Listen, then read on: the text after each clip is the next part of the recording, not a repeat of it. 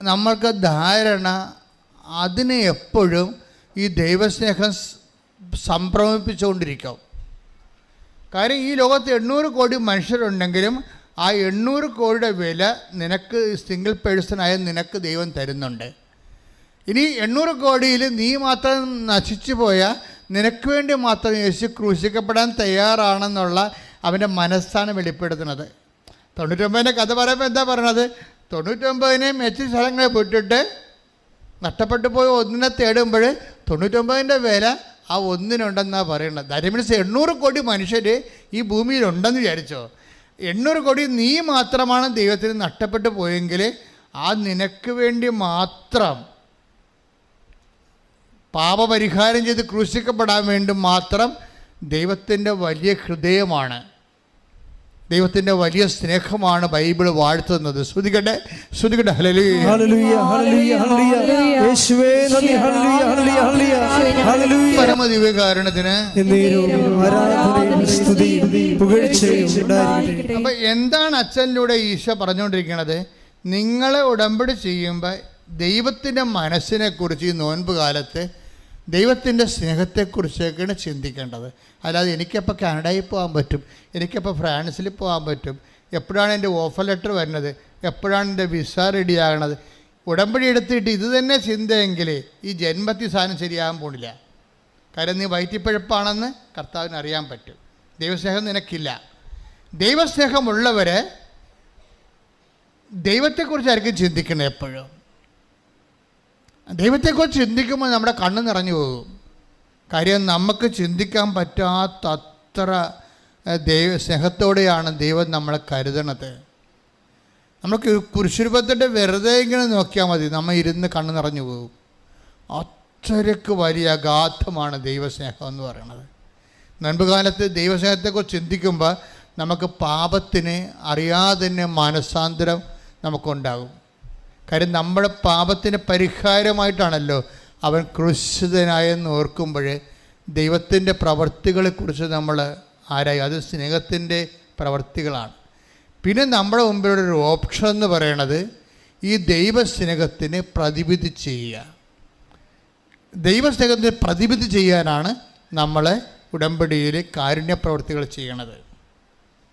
അപ്പോഴും നമ്മൾ ഓർത്തേക്കണം, ദൈവസ്നേഹത്തിൻ്റെ പ്രതിവിധിയാണ് ചെയ്യണത്.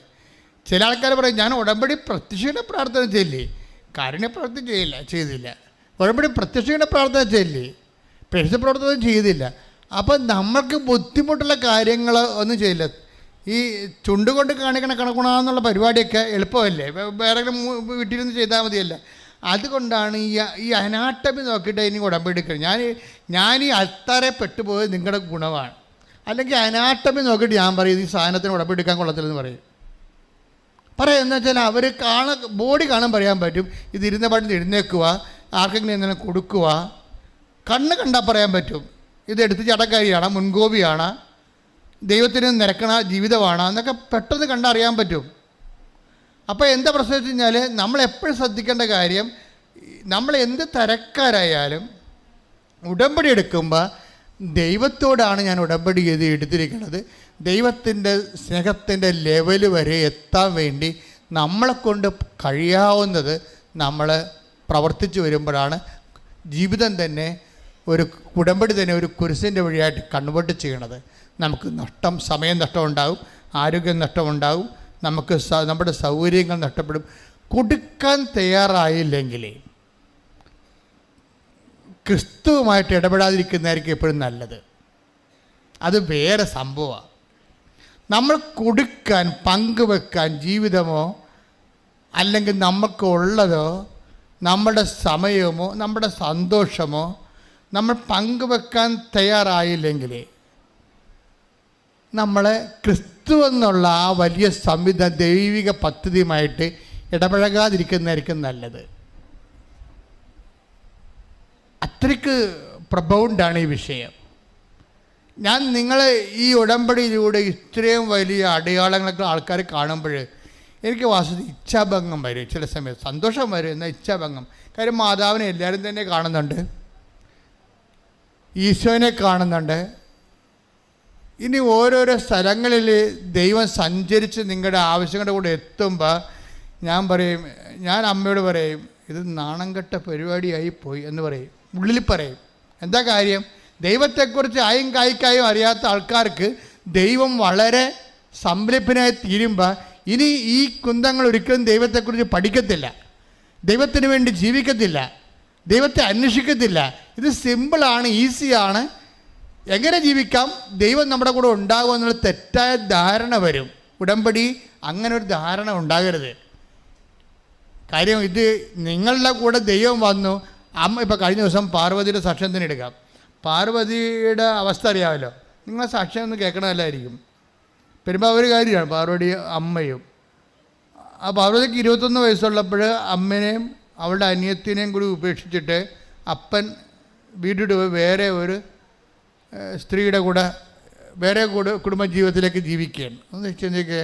അപ്പോൾ അപ്പനില്ല, പാർവതിക്ക് അമ്മയുണ്ട്, അനിയത്തിയുണ്ട്. ഇവർ 3 പേരും പെട്ടിരിക്കുകയാണ്.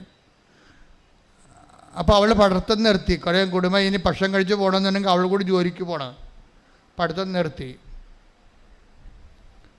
അപ്പോൾ ഈ മനുഷ്യന്മാരെന്ത് സങ്കടപ്പെട്ടാൽ ജീവിക്കണം എന്ന് ചോദിക്കേ. അപ്പോൾ പാർവതിയുടെ അമ്മ ഈ സമയത്ത് വന്നിട്ട്, കാര്യം മനുഷ്യന് ഇപ്പോഴത്തെ അവസ്ഥയിൽ എന്താണ്, ആണും തുണയെ നിന്ന ആൾക്കാർ ഒരു സുപ്രഭാതത്തിൽ ആ കുടുംബം ഇട്ടും പോവുകയാണ്. പിന്നെ എങ്ങനെ ജീവിക്കോ? അപ്പോൾ നമുക്ക് ആരുമില്ല എന്ന് പറയുമ്പോൾ ചില ആൾക്കാർ ആത്മഹത്യ ചെയ്ത് കളയും. ഇപ്പോൾ 2 പെൺമക്കളുണ്ടാവുകൊണ്ട് അവരങ്ങനെ ആത്മഹത്യ ചെയ്തില്ല. പക്ഷെ അവർ ആരോ പറഞ്ഞിട്ട് ആലപ്പുഴ ഉടമ്പടി മാതാവുണ്ട്, മാതാവിൻ്റെ അടുത്ത് ചെന്ന് പറഞ്ഞാൽ എന്തെങ്കിലും സമാധാനം ഉണ്ടാകും. ഇന്നത്തെ മനുഷ്യൻ്റെയൊക്കെ ചിന്ത അങ്ങനെയാണ്. എന്തെങ്കിലും ജീവിതത്തിൽ സംഭവിച്ചു പോയാൽ ആലപ്പുഴ മാതാവുണ്ടല്ലോ എന്നുള്ള ഒരു ചിന്തയാണ് ആൾക്കാർക്ക് ഉള്ളത്. ഉടനെ അവർ ഒറ്റയ്ക്ക് ഇവിടെ വരും. പാർവതിയുടെ അമ്മ ഒറ്റയ്ക്ക് ഇവിടെ വന്നിട്ട് ഉടമ്പടി എടുക്കും. ഉടമ്പടി എന്ന് പറയുമ്പോൾ നമ്മൾ ഈ ഒറ്റയ്ക്ക് വന്നിപ്പോൾ തീർത്ഥാടന കേന്ദ്രത്തിൽ അതുപോലെ തന്നെ പെരുന്നാൾ സ്ഥലത്ത് പോയി പ്രാർത്ഥിക്കണവരല്ലല്ല ഉടമ്പടി. അതാണ് എൻ്റെ വ്യത്യാസം എന്ന് പറയണത്. നമ്മളിവിടെ വരുമ്പോൾ നമ്മൾ ഒരു കാലത്ത് ഒരു സുപ്രഭാതത്തിൽ നമ്മുടെ ജീവിതം അങ്ങോട്ട് മാറുകയാണ്. എന്താണ്? ദൈവവും നമ്മളും തമ്മിൽ ഒരു കാലത്തും കണ്ടുപിട്ടിട്ടില്ല, കേട്ടിട്ടില്ല, കേട്ടിട്ടേ ഉള്ളൂ. ഇപ്പോഴെന്താണ്, നമ്മുടെ കുടുംബ അംഗമായിട്ട് പെട്ടെന്ന് ഈ 3 മണിക്കൂർ കൊണ്ട് മാറും. 3 മണിക്കൂർ കൊണ്ട് നീ സത്യസന്ധനാണെങ്കിൽ ഇന്ന് വരെ ദൈവമായിട്ട് നിനക്കൊരു ബന്ധമില്ലാത്ത ആൾ, ദൈവത്തിനെതിരെ ജീവിക്കുന്ന ആൾ, ഈ ഒരു അസന്മാർഗിയായിട്ട് ജീവിക്കുന്ന ലഹരിക്ക് അടിപ്പെട്ട ആളാണെങ്കിലും ഒരിക്കൽ നീ തകർന്ന് തരിപ്പണമായി ഇനി ആർക്കും നിന്നെ നന്നാക്കാൻ പറ്റത്തില്ലെന്ന് വിചാരിച്ച് നിരാശയായിപ്പോയി വിചാരിച്ചു. പക്ഷെ വൺസ് ഉടമ്പടിയിടത്ത് ചെല്ലുമ്പോൾ ദൈവം നിന്നെ ഏറ്റെടുക്കും എന്ന് മനസ്സിലാക്കിക്കൊണ്ട് ചില ആൾക്കാർ മണ്ണി ചവിട്ടുമ്പോൾ തന്നെ അവർ തീരുമാനിക്കും, ഞാനിനി ദൈവത്തിൻ്റെ കൂടെ ജീവിക്കാൻ പോവുകയാണ്, അതിനുവേണ്ടി എന്ത് കഷ്ടപ്പെടാനും ഞാൻ സഹിക്കും, ദൈവം അമ്മ എന്നെ സഹായിക്കും എന്ന് ചിന്തിച്ചുകൊണ്ട് ഇവർ ഉടമ്പടി എടുക്കണമെങ്കിൽ തന്നെ മാറും. ഉടമ്പടി എടുക്കണമെങ്കിൽ തന്നെ ഇവർ മാറും. കാര്യം അവർ തീരുമാനം, കാര്യം മാറ്റം എന്ന് പറഞ്ഞാൽ എന്താണ്? ഒരു തീരുമാനമാണ്. തീരുമാനം ഇപ്പോൾ ധൂർത്തപുത്രൻ മാറുമെന്ന് വെച്ചാൽ എന്താ? It's A decision. ധൂർത്തപുത്രൻ്റെ കഥ നിങ്ങൾക്കറിയാമല്ലോ. എന്താണ്? ഒരു അപ്പൻ 2 മക്കളുണ്ടായിട്ട് ഒരുത്തൻ പറഞ്ഞ്, അപ്പ എനിക്ക് എൻ്റെ വഴി, നിനക്ക് നിൻ്റെ വഴി, എൻ്റെ സ്വത്തും കണ്ടതാ, ഞാൻ എൻ്റെ വഴിക്ക് പോട്ടെന്ന് വിചാരിച്ചിട്ടുണ്ട്. ആൾ കുടുംബത്തിൻ്റെ പകുതി സ്വത്തും എടുത്തുകൊണ്ട് നാട് വിട്ടുപോയി. അവസാനം വേസ്റ്റുകളൊക്കെയായിട്ട് ജീവിച്ച് തറവാടിന് മാനക്കരുണ്ടാക്കി വിറ്റ് ചുട്ട് നശിപ്പിച്ച് നാറാണക്കല്ലും പറിച്ച് പന്നിക്കൂട്ടിപ്പോയി. അവിടുന്ന് തിന്ന തവിട് പോലും കിട്ടാതെ തെണ്ടിത്തിരിഞ്ഞ് ഈ മനുഷ്യന് ദുഃഖം കൊണ്ട് അപ്പനെക്കുറിച്ച് ഓർത്തപ്പോൾ, അപ്പൻ്റെ കൂടെ ജീവിച്ച കാലം ഓർത്തപ്പോൾ തിരിച്ചു വരാൻ വേണ്ടി ഒരു ആഗ്രഹം ഉണ്ടായി. അങ്ങനെ തിരിച്ച് വരാൻ വേണ്ടി ആഗ്രഹം ഉണ്ടായത് എവിടെയാണ് ഇതിൻ്റെ അയാൾ രക്ഷപ്പെട്ടത്? ഞാൻ എൻ്റെ പിതാവിൻ്റെ ഭവനത്തിലേക്ക് തിരിച്ചു പോകും. അതൊരു തീരുമാനമായി അല്ലേ? രണ്ടാമത്തെ തീരുമാനം എന്താണ്? ഞാൻ എൻ്റെ പിതാവിനോട് പറയും. എന്ത് പറയും? പിതാവേ, നിനക്കും ദൈവത്തിനും എതിരായി ഞാൻ പാപം ചെയ്തു പോയി. ഇപ്പം ഞാൻ എൻ്റെ കാര്യങ്ങൾ കൺഫസ് ചെയ്യും, കുമ്പസാരിക്കും. അതാണ് നമ്മൾ ഉടമ്പടി കുമ്പസാരം ഉള്ളത്. ഇപ്പം കത്തോലിക്കലല്ലാത്തവർ അവരുടെ മാർഗങ്ങളിലൂടെ പാപരഹിതരായി ജീവിക്കണം. അതാണ് ഉടമ്പടിയുടെ നിയമം. കത്തോലിക്കലല്ലാത്തവർ കുമ്പസാരം എന്ന കൂദാശ നിങ്ങൾക്ക് ഇപ്പോൾ ഓർത്തഡോക്സുകാർക്കും ഉണ്ട്, യാക്കോബൈസിനുണ്ട്, അല്ലാത്തവർക്ക് കുമ്പസാരം ഇല്ല. അതുപോലെ തന്നെ നോൺ ക്രിസ്ത്യൻസ് ഉടമ്പടി എടുത്തിട്ടുണ്ട്. നിങ്ങൾ എന്താ ചെയ്യേണ്ടത്? നിങ്ങൾ ദൈവമാകുന്ന വിശുദ്ധമായ ദൈവികമായ സ്വർഗീയ വ്യക്തിത്വത്തോടാണ് നിങ്ങൾ ഒരു ഉടമ്പടിയിലായിരിക്കണം എന്ന് വിചാരിക്കുമ്പോൾ ഉടമ്പടി ആവശ്യപ്പെടുന്നത് ഞാൻ പരിശുദ്ധരായിരിക്കുന്ന പോലെ നിങ്ങളും പരിശുദ്ധരായിരിക്കണം. ദുഷ്ടന് ഉടമ്പടി എടുക്കാൻ പറ്റത്തില്ല, തോന്നിയവാസിക്ക് ഉടമ്പടി എടുക്കാൻ പറ്റത്തില്ല. 50 എടുത്ത് സങ്കീർത്തനം 50 ശ്രുതികട ഹല്ലേലൂയ ഹല്ലേലൂയ ഹല്ലേലൂയ യേശുവേ നന്ദി ഹല്ലേലൂയ ഹല്ലേലൂയ ഹല്ലേലൂയ യേശുവേ ആരാധന ആരാധന ആരാധന ആരാധന. 50-ാം സങ്കീർത്തനം 16-ാം തിരുവചനം. എന്നാൽ ദുഷ്ടനോട് ദൈവം പറയുന്നു, എൻ്റെ നിയമങ്ങൾ ഉരുവിടാനോ എൻ്റെ ഉടമ്പടിയെക്കുറിച്ച് ഉരിയാടാനോ നിനക്കെന്ത് കാര്യം? നിന്നോട് ഞാൻ ഉടമ്പടി വാക്കുചരിച്ചതിനെ മോന്തൊക്കെ അടിക്കുന്ന വന്നിരിക്കണേ. മനസ്സിലായില്ല? അത്ര സീരിയസ് വിഷയം. വിശുദ്ധീകരിക്കാൻ ആഗ്രഹിക്കാത്തൊരു മനുഷ്യൻ ഉടമ്പടിയെക്കുറിച്ച് വായെടുത്ത അപ്പടി മോന്തൊക്കെ കിട്ടും. എന്താ പറഞ്ഞിരിക്കുന്നത്? സങ്കീർത്തനം 50:16 വായിച്ചേ. എന്നാൽ ദുഷ്ടനോട് ദൈവം പറയുന്നു, എന്നാൽ ദുഷ്ടനോട് ഞാൻ പറയും, എന്റെ നിയമങ്ങൾ ഉരുവിടാനോ എന്റെ വചനങ്ങൾ ഉരുവിടാനോ എന്റെ ഉടമ്പടിയെക്കുറിച്ച് ഉരിയാടാനോ നിനക്കെന്ത് കാര്യം? നിനക്കെന്ത് കാര്യം? ഉടമ്പടിക്കാൻ കൃപാസനത്തിൽ വരുമ്പോൾ വിശുദ്ധീകരിക്കാൻ ഉദ്ദേശിച്ചില്ലെങ്കിൽ നിനക്ക് കൃപാസനത്തിൽ എന്ത് കാര്യമെന്ന് കർത്താവ് ചോദിക്കുന്നു നിന്നോട്. മനസ്സിലായില്ലേ? നീ നിന്റെ പാപത്തെ നിലനിൽക്കാൻ വേണ്ടി തീരുമാനിച്ചു, പിന്നെ കാര്യം കാണാൻ വേണ്ടി ദൈവത്തിനെ കക്ഷി ചേർക്കാൻ വന്നാൽ നിനക്കിവിടെ എന്ത് കാര്യവും ദൈവം ചോദിക്കും. അതിന് നിങ്ങൾ മറുപടി പറയേണ്ടി വരും. കാരണം ദൈവം വിചാരിക്കണത് പരദൂഷണം പറയുന്നവർ, പക പറയുന്നവർ, വ്യഭിചരിക്കുന്നവർ, കള്ളസാക്ഷ്യം നൽകുന്നവർ എല്ലാത്തിനും കൂടി ദൈവം ഒരൊറ്റ ഹെഡിങ്ങിലാണ് ഉൾപ്പെടുത്തിയിരിക്കണത്. എന്താണ്? ദുഷ്ടൻ. ഒറ്റ വാക്ക്. ഒന്നെങ്കിൽ പാപി, അല്ലെങ്കിൽ ദുഷ്ടൻ, അല്ലെങ്കിൽ ദുഷ്ട, ഇങ്ങനെ വിളിക്കത്തുള്ളൂ.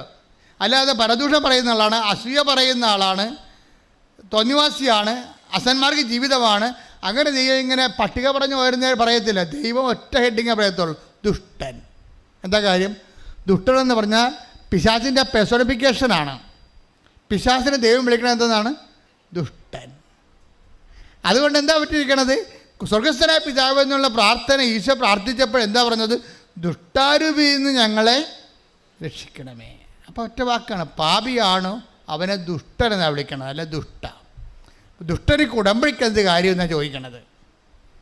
ഉടമ്പടിയിൽ എന്ത് കാര്യം? അപ്പം നമ്മുടെ മുമ്പിലുള്ള ഓപ്ഷൻ എന്താ? വിശുദ്ധിയോടെ ഉടമ്പടി എടുക്കുമ്പോൾ തന്നെ ഉടമ്പടി ഉറക്കണമെങ്കിൽ എന്ത് ചെയ്യണം? വിശുദ്ധിയോടെ ജീവിക്കണം. പ്രാർത്ഥിക്കുക. കർത്താവായ ദൈവമേ,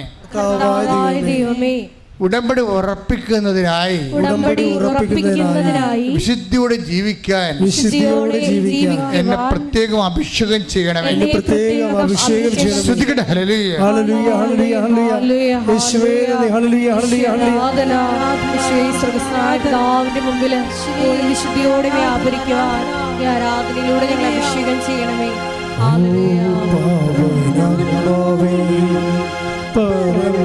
പറന്നിറങ്ങണമേ നിൻവിശുദ്ധിയുടെ ഹൃദയം ഇന്നു നീ നിറയ്ക്കണേ.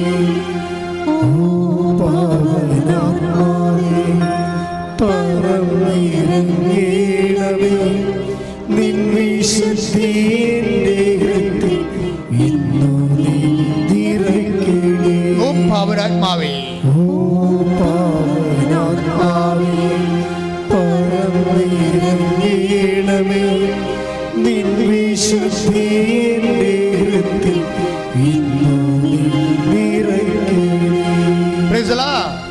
അപ്പം ഞാനിങ്ങനെ കാർക്കശ്യമായിട്ട് സംസാരിക്കുമ്പോൾ അപ്പം നിങ്ങൾ എന്നോട് ചോദിക്കും, എന്നാൽ പിന്നെ പോയേക്കാല്ല നിൽക്കണ അച്ഛാ ഞാൻ എന്ന് ചോദിക്കും. മനസ്സിലായില്ലേ? എൻ്റെ കാര്യം കുഴപ്പത്തിലാണ് എന്ന് ഈ അച്ഛൻ ഇങ്ങനെയൊക്കെ ഇങ്ങനെ അർത്ഥമുറിച്ച് പറഞ്ഞാലേ എന്നാൽ പിന്നെ പോയേക്കാം നിൽക്കണ അച്ഛാ ഞാൻ എന്ന് ചോദിക്കും. ഇപ്പം കർത്താവ് പറയും നിൽക്കണം മോനെന്ന് പറയും. കാര്യം എന്താണ്? എൻ്റെ മകളെ നിന്നെ ഞാനല്ലേ ഇവിടെ കൊണ്ടുവന്നത്, അല്ല ജോസഫ് ഞാനല്ല നിന്നെ കൊണ്ടുവന്നത്, ഞാനല്ലേ നിന്നെ കൊണ്ടുവന്നത്. ഇപ്പം നിന്നെക്കുറിച്ച് നിന്നെ രക്ഷപ്പെടുത്താനുള്ള മാർഗ്ഗം ഇതിലുണ്ട്. ഞാൻ പറയണത് നിനക്ക് അനുതാപം ഉണ്ടാകണമെന്നാണെന്ന്. ചെയ്തു പോയ പാപങ്ങളെക്കുറിച്ച് അനുതാപം ഉണ്ടാകണം. പ്രാർത്ഥിക്കുക. കർത്താവേ, എന്റെ ജീവിതത്തിലെ എന്റെ ജീവിതത്തിലെ വന്നു പെട്ടുപോയ എല്ലാ തിന്മകളെ പ്രതി എനിക്ക് അനുതാപം നൽകണമേ. എന്റെ ഹൃദയത്തെ പശ്ചാത്താപത്തിന്റെ കണ്ണീരിൽ കഴുകാൻ കണ്ണുനീര് തരണമേ. എനിക്ക് ആര് കണ്ണുനീര് തരും? ബൈബിളിലെ ഒരു ചോദ്യമാണ്. Take the bed of God. ശ്രദ്ധിക്കട്ടെ. ഹല്ലേലൂയ ഹല്ലേലൂയ ഹല്ലേലൂയ. യേശുവേ നന്ദി. ഹല്ലേലൂയ ഹല്ലേലൂയ. നന്ദി, ആരാധന ആരാധന. ഹല്ലേലൂയ ഹല്ലേലൂയ. നമ്മുടെ മനസ്സിൽ ഒരു തീരുമാനം ഉണ്ടാകണം. ഇനിയൊരു പാപ സാഹചര്യം വന്നാൽ ഞാൻ വീണ് പോകത്തില്ല. ഞാൻ കർത്താവിൻ്റെ കുരിശിനെ ഓർത്തുകൊണ്ടും പങ്കപ്പാടിനെ ഓർത്തുകൊണ്ടും പരിഹാരത്തെ ഓർത്തുകൊണ്ടും അവൻ്റെ പരിഹാരത്തോട് ഞാൻ ആത്മദാർഢ്യം പ്രഖ്യാപിച്ചുകൊണ്ട് അവൻ്റെ സ്നേഹത്താൽ ഞാൻ പാപത്ത് ഉപേക്ഷിച്ച് ജീവിക്കാം. കർത്താവെ, ഞങ്ങളുടെ മക്കൾക്ക് വേണ്ടി പ്രാർത്ഥിക്കുന്നു. കർത്താവെ നിൻ്റെ വിശുദ്ധ പൗരോഹിത്യത്തെ നീ മഹത്വപ്പെടുത്തണമേ. കർത്താവെ നിൻ്റെ വിശുദ്ധമായ രക്തം കർത്താവെ ഓരോ മകൻ്റെ മേലും മകളുടെ മേലും തളിക്കണമെന്ന് പ്രാർത്ഥിക്കുന്നു. കർത്താവെ ഹെബ്രായ ലേഖനത്തിലും നടപടി പുസ്തകത്തിലും 11:18 എഴുതിയിരിക്കുന്നവരെ ജീവപ്രാപ്തിക്ക് വേണ്ടിയുള്ള അനുതാപത്തിൻ്റെ ആത്മാവിനെ മക്കളെ അഭിഷേകം ചെയ്യുന്ന പ്രാർത്ഥിക്കുന്നു. ശ്രദ്ധിക്കട്ടെ. ഹല്ലേലൂയ ഹല്ലേലൂയ ഹല്ലേലൂയ ഹല്ലേലൂയ. യേശുവേ നന്ദി. ഹല്ലേലൂയ ഹല്ലേലൂയ. ദൈവത്തിന് ഞാൻ എപ്പോഴും ചിന്തിച്ചുകൊണ്ടിരിക്കുന്നത് ദൈവത്തിന് പറ്റിയ നഷ്ടത്തെക്കുറിച്ചാണ്. മനുഷ്യനെ സൃഷ്ടിച്ചപ്പോൾ തന്നെ ദൈവത്തിന് അറിയാമായിരുന്നു ദൈവം ചെയ്തതിൽ വെച്ച് ഏറ്റവും വലിയ നഷ്ടമാണ് ചെയ്തിരിക്കണമെന്ന്. കാര്യം കിട്ടിയ മനുഷ്യനെ സൃഷ്ടിച്ച കാലം മുതൽ അവന് സ്വതന്ത്രമായ ബുദ്ധി കൊടുത്തു, അവന് ഓപ്ഷൻസ് കൊടുത്തു, നന്മയും തിന്മയും തിരഞ്ഞെടുക്കാനുള്ള സ്വാതന്ത്ര്യം കൊടുത്തു. അന്ന് മുതൽ ദൈവത്തെ നിരാകരിക്കാനും ഉള്ള സാധ്യതയും അവന് കൊടുത്തു. അപ്പോൾ വേണമെങ്കിൽ നമുക്ക് നിരാകരിക്കാം. ഇവിടെ യുക്തിവാദികളുണ്ട്, ഫ്രീ തിങ്കേഴ്സൊക്കെ ഉണ്ട്. അവരൊക്കെ ഇവിടെ ദൈവത്തെ മറന്ന് ജീവിക്കുന്നവരുണ്ട്. പക്ഷേ ദൈവം അവരാരെങ്കിലും ശിക്ഷിക്കുന്നുണ്ടോ? അതാണ് ദൈവം എന്ന് പറയണത്. അതാണ് ദൈവം. തന്നെ വിശ്വസിക്കുന്നില്ല എന്ന് വിചാരിച്ചുകൊണ്ട് വിശ്വസിപ്പിക്കാൻ വേണ്ടി അവൻ്റെ പുറകെ നടക്കണില്ല. അവന് ബുദ്ധി കൊടുത്തുകൊണ്ട് അവന് കൃപ കൊണ്ടെങ്കിൽ അതിൽ ദൈവത്തിൽ ഇതാ ഞാൻ വെള്ളവും, take the bed of God, ഇതാ ഞാൻ ജീവനും മരണവും നന്മയും തിന്മയും തീയും വെള്ളവും നിൻ്റെ മുമ്പിൽ വച്ചിരിക്കുന്നു, നിനക്കിഷ്ടമുള്ളത് തിരഞ്ഞെടുക്കാമെന്ന്.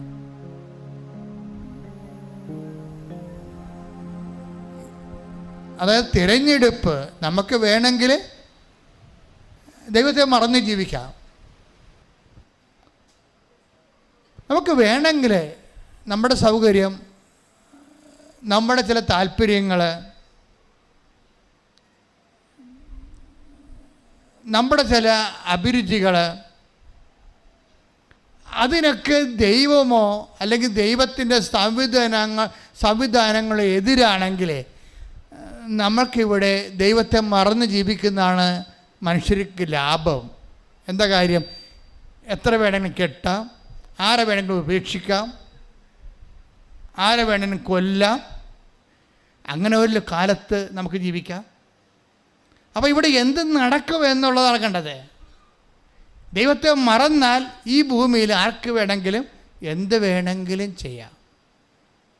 ചോദിക്കാനും പറയാനും ദൈവമില്ലല്ലോ. അവർ തന്നെ അവരുടെ ദൈവമായിട്ട് അങ്ങനെ ദൈവത്തെ മറന്ന് നിരീശ്വരന്മാരായി അങ്ങനെ അധികാരം പിടിച്ച് ഭരിച്ചു പോകില്ലേ അങ്ങനെ മനുഷ്യരെ. അപ്പം അവരിൽ നമുക്ക് എന്തും പ്രതീക്ഷിക്കാം ശരിക്കും പറഞ്ഞാൽ. അപ്പോൾ ഇങ്ങനെ ഒരു കാലം നമ്മുടെ നാട്ടിലും ഉണ്ടാകാം, വീട്ടിലുണ്ടാകാം. എന്നാലും ദൈവം അതിൻ്റെ പേര് നിങ്ങളുടെ കൈയും കാലും കെട്ടിക്കൊണ്ട് എന്നെ വിശ്വസിക്കണം, ഞാൻ പറയണ അനുസരിക്കണമെന്നും പറഞ്ഞുകൊണ്ട് നിങ്ങളുടെ സ്വാതന്ത്ര്യത്തിൽ ദൈവം കൈകടത്തില്ല. അതുകൊണ്ടാണല്ല ദൈവം സ്വാതന്ത്ര്യത്തിൽ കൈകടത്താത്തത് കൊണ്ടാണ് ഫ്രീ തിങ്കേഴ്സ് ഉണ്ടാകണത്. ദൈവം നിൻ്റെ സ്വാതന്ത്ര്യത്തിൽ കൈകടത്തുമെങ്കിൽ ഫ്രീ ഉണ്ടാകില്ല, തിങ്കിങ്ങും ഉണ്ടാകില്ല, സമയം കിട്ടത്തില്ല. അതിന് സമയം കിട്ടത്തില്ല. അപ്പം നമ്മുടെ സ്വാതന്ത്ര്യമാണ് ദൈവത്തിൻ്റെ സ്നേഹത്തെ നമ്മൾ തിരിച്ചറിയണത്. ദൈവം നമുക്ക് നൽകിയ സ്വാതന്ത്ര്യം, തന്നെ നിരാകരിക്കാൻ പോലും ഉള്ള സാധ്യത നൽകി കഴിയുമ്പോൾ ആ സ്നേഹം വല്ലാത്ത സ്നേഹമാണ്. കാര്യം അമ്മമാരാണ് സ്നേഹത്തിൻ്റെ വലിയ പ്രതീകമായിട്ട് നമ്മൾ കൊണ്ടു നടക്കുന്നത്. അമ്മയാണ് ഏറ്റവും വലിയ പ്രതീകം. നമ്മളെ പെറ്റ അമ്മയാണ് നമ്മുടെ മനുഷ്യനെ അറിയാവുന്ന സ്നേഹത്തിൻ്റെ ഏറ്റവും വലിയ ഒരു രൂപമെന്ന് പറയണത്. പക്ഷേ ആ അമ്മയും നമ്മളോട് പറയും, എടാ കഴിവരി 10 മാസം നിന്നെ ചുമന്നതല്ലെന്ന് നമ്മളോട് ചോദിക്കും, ഇല്ലേ? അതാ സംഭവം. പക്ഷേ ദൈവം അതും ചോദിക്കത്തില്ല. അപ്പോൾ അമ്മയുടെ സ്നേഹമാണ് വലുത്, ദൈവത്തിൻ്റെ സ്നേഹമാണ് വലുത്. ഈ ദൈവത്തിൻ്റെ സ്നേഹം മറന്നു പോണതാണ് ശരിക്കും പറഞ്ഞാൽ പാപം എന്ന് പറയണത്. ആ പാപത്തിനാണ് അനുതാപം ആവശ്യമായി വരണത്. ഇത് അനുതാപത്തിൻ്റെ കാലമാണ്. ശ്രുതികട്ടെ ഹല്ലേലൂയ. പ്രഭാഷകൻ 15:16 ഞങ്ങൾ പ്രാർത്ഥിക്കുന്നു. അവിടുത്തെ വലിയ